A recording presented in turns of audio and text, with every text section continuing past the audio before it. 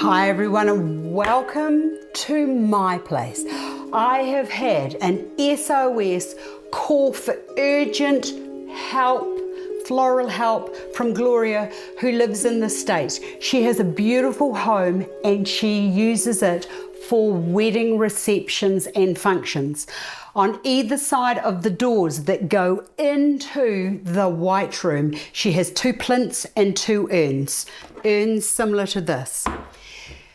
She is finding it difficult to keep the flowers looking lovely. If she uses fresh, they don't last more than a few days. The next event starts and she has to dump the flowers, and she said it's just a waste, and I want to do something like that pod-et-fleur or whatever it was that you do, Astar. I insisted that she reach out and direct message me to my Astar's place. We have had a video walkthrough and I have come up with the best solution, and Gloria loves it. I said, why don't you go and find yourself a couple of wrought iron, French-inspired, shabby chicish kind of candelabras. Hers are taller than mine, but I tell you what, I had to go to the ends of the world to find these, and I did find them, so I'm very happy, because I think that this is going to be something that I can use for lots of segments, because there are lots of people who have been asking me, what do you do with candles? Okay, so my suggestion was to put the candelabra, which isn't quite straight, so please don't just be being, like harsh on me, because we'll fix it in due course. Okay, putting that into there. Now there's 2 ways that you can go about this, Gloria, as I said. And for those of you who might be wanting something like this, a standalone, beautiful arrangement that can be used time and time and time again. It's beautiful for wedding conventions or function rooms. Okay, so just put it in there. You could put foam on there, but might I suggest, if once you've done it, it's just going to be staying fixed and put, that you get yourself some chicken mesh. And the great thing, oh, hold on, I want to show you what I've done here. What I've done is I just got a strip of it, like so, and I kind of rounded it off, and then I did a slit in the middle, and then I did a slit at the side there. And the reason I've done that is because this is going to go over there like so, and that's just going to interlace like that with those, oh hold on, yes it is going to do that. Just use the little bits that you've cut off to just stick into there and to just pin it into place. Now I'm going to take the bits that are sticking out and I'm going to fold those in to the cavity of the container. You could, if you wanted to, and depending on what you're using, you could actually take these up and over, you could take it up and around the sides there, but I think that will be fine for now. I suggested, because ivy is so wonderful, that ivy be used. I love a bit of ivy. Ivy gives the best movement. So this is just going to go down and into there, and that will hold, and I want those bits there to drip down. And I also suggested to Gloria that what she could do is just twist this around here, and because we've got these little bits here, we can just pull one of those bits out, and then that can go up and around into the candelabra arms. Now I've got another bit here, and I think that we could bring that up and over and into there like that. Oh, yes, that's perfect. In fact, what I might like to do is to just wind that up there. And the great thing is with artificial ivy is that you can move it to whichever way you want. Now, I need to just turn it around and see what I'm looking at here and to see whether I like it or not. And I'm not quite liking that bit there. So what I'm going to do with that is I'm going to blend that out. And the great thing about using the chicken mesh is you can use the mesh to hold things in place. Okay, let us now look at that. It is annoying me that that's not straight, so I'm just going to have to there we go, still not straight, but that'll do for now.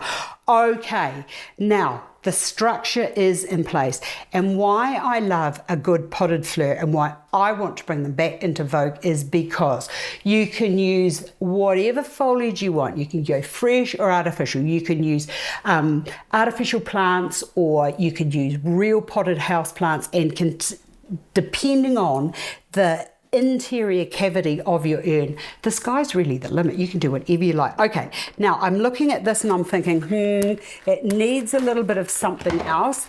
And when I look, and hold on, I'm going to show you what I'm doing now. With the chicken mesh, what I'm now doing is I'm cutting that so that I can bring either a fresh or an artificial maidenhair fern into that. Look at that. See how we're just building up a picture here? Now I've got this plant here and I'm just going to do exactly the same again. Just cut through the mesh and everything will all make sense, and you'll just say to yourself, oh, I wish I'd known about that, the last big horrible arrangement that I had to do and nothing would sit, because you just cut those bits like so, and then that can just sit down and in there. Look at that. Ta-da! How fantastic is that? And look how much space I'm filling. Now, the other thing I'd like to put into here is another fern or two. So one moment till I go over here to my pot and I will get another fern. And I'm just going to bring that fern down and over there so that that's just splaying out the front there. So I've just got ivy, maidenhair fern, whatever that is, and a little bit of fern over there. Now the next thing I want to bring into here are going to be some berries. Never underestimate the beauty of a berry. A berry can fill in an enormous amount of space. It also gives visual interest, and it's just sort of like something nice for the eye to roam across as you are going forward. Now I've got one at the back and I've got one to there. I've already made a mistake. When you've got three going into a round, you have to have equal distance between each one. So what I now need to do is I'm going to pull that over to that side, and I'm then going to bring this one down and into there like so. Structures in place, pretty easy, pretty looking lovely now, and it's just a matter of bringing in some other forms. So I've got a white berry here, so I'm just going to bring that white berry into there like so. Look at that, how easy is that? How beautiful does that look? And now I've got some artificial roses. Now the reason I'm using artificial roses is from a distance nobody will know that these are not fresh.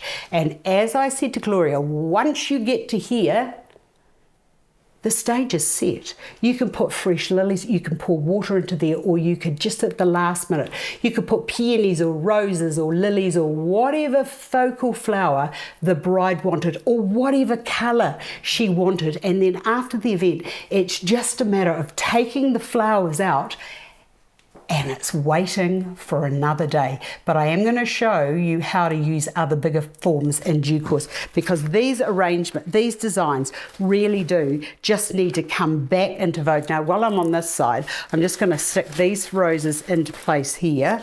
So I've just got two roses there. I've got another rose which I'm going to bring in and over to here, and it doesn't matter. I think what's lovely about this type of designing is it doesn't matter that it's not perfect, because it's almost like a beautiful garden coming into land at your place. So I've got a couple of roses there, but look how simple this is to just bring in some additional visual form into your arrangement. I just love it. It's just fantastic. Okay, so I've got a couple over there, and I've got that one there, and I'm not going to use that big one, but all of these forms are all held together beautifully by the chicken mesh. Is that just not beautiful? I just love that. And actually I would like to put that into there, but you know what, about now I'm just thinking, no, I think we've got enough in there. So Gloria, I hope I've solved a problem. For those of you who would like something standalone that looks visually beautiful on your hall table, your dining table, your entranceway, this could just tick all the boxes. I really enjoy this type of designing, and I will be bringing more into or onto the channel here at Astar's Place. And any requests, do not hesitate to reach out. See you again another day.